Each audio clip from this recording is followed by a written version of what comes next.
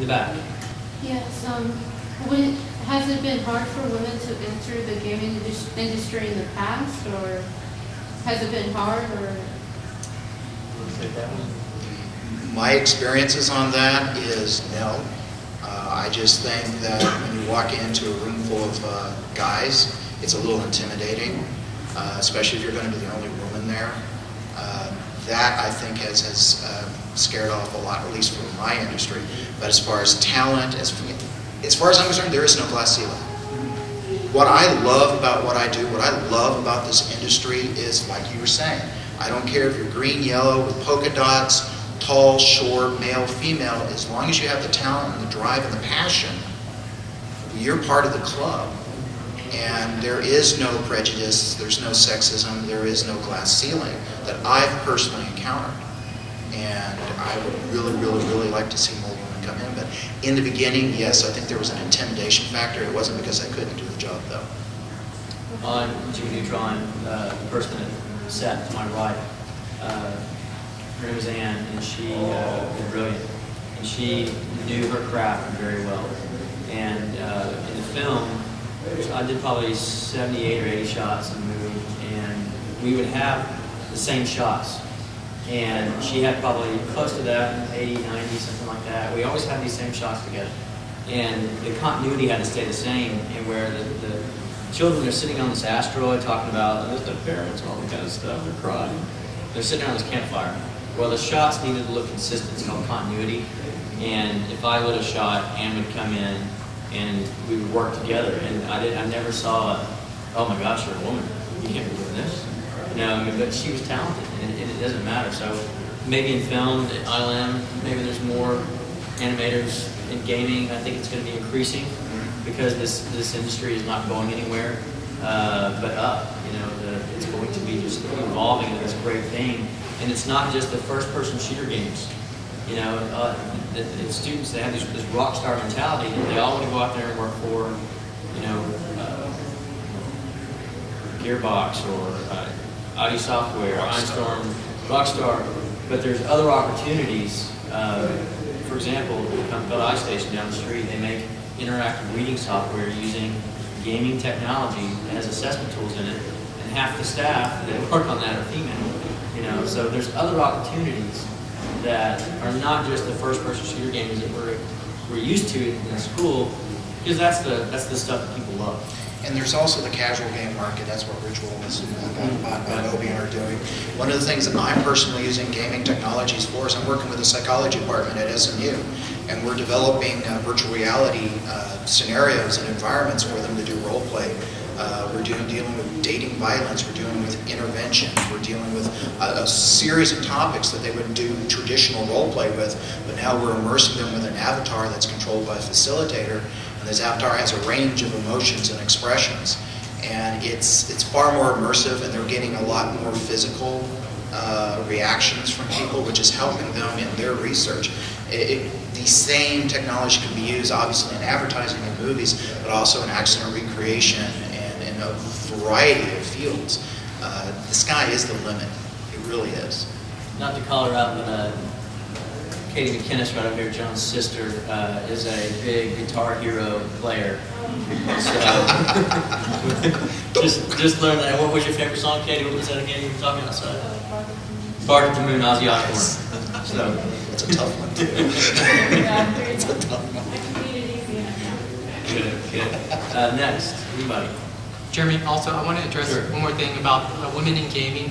Well, the company I worked at, Island Storm, they got absorbed to a company called IDOS. IDOS actually were the people who designed Tomb Raider and the whole Tomb Raider overprop thing.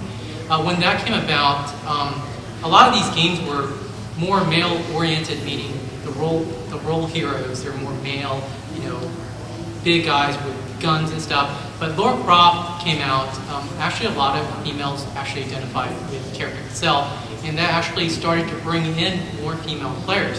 And that's what the industry started to change. I mean, they started to make games that had, you know, role models that girls can look up to. I mean, you know, Lara Croft, you know, whatever you may think of her, she's made for, I guess, visually for a male, but her personality is very strong, and it's really funny when you go to these gaming seminars or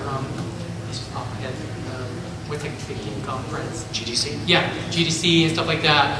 They talk about how she kind of influenced. Well, we talked about her in our game studies class. She really broke the barrier. She was the first strong heroine out there, and it blew open the doors. It really did. It was brilliant. I've got a question for our level design teacher and guy on the right there. I assume you're teaching probably like a beginning and advanced level design there at the Guild Hall.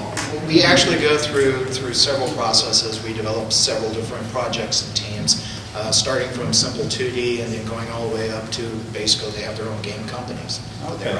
What I wanted to ask you though is really more about, everybody says, well, what's it all about? Well, it's good fun, it has to be fun ultimately, however fast or slow or whatever else.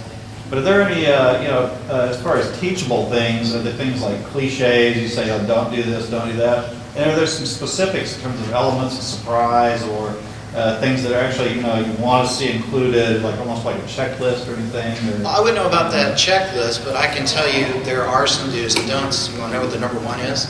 Sure. Never kill the player to teach them something. Don't do that. That is the most frustrating thing in the world. I've got a lecture that I go on and on about, and I'll pull from, but gameplay is what it comes down to for our industry and for our level designer. And you have to make sure something is fun but not frustrating. There are several different, you can have an environment and you can have several different paths, so to speak, for different kinds of players. You'll have the people who just want to run from A to B. You're going to have people who are going to go, oh, look, there's a cool sword. I wonder how I get to it. I'll try it. Oh, well, never mind. And then you've got the players that will kill themselves trying to get to the sword. And so you kind of sort of accommodate this in there. So you've got to have a varying degree. You're the kill ourselves types. I got to go to work in 30 minutes. How long have you been up? All day. I'm just running a little bit faster towards the ledge. Does it fall all the way down to my death? Or you're trying to figure it out. You're like, God, and you just keep. It's like, all right, hold on. The point is that you do have these varying paths. Don't frustrate a little bit of frustration is nice. A little bit of challenge, or even a lot of challenge, is a wonderful thing. But don't overdo it. You want to make sure that it's fun, it's doable, it's playable, that the player has a reasonable chance of completing your level the first time. Odds are they won't, but they should have a reasonable chance at it.